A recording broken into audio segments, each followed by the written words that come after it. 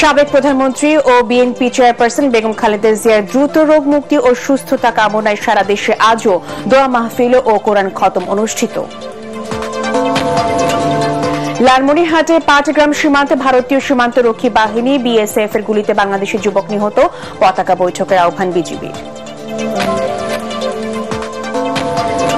Narayanganj city কর্পোরেশনের সাবেক mayor doctor Selina হায়াত আইভির জামিন আবেদন আবারও নামঞ্জুর করেছেন আদালত।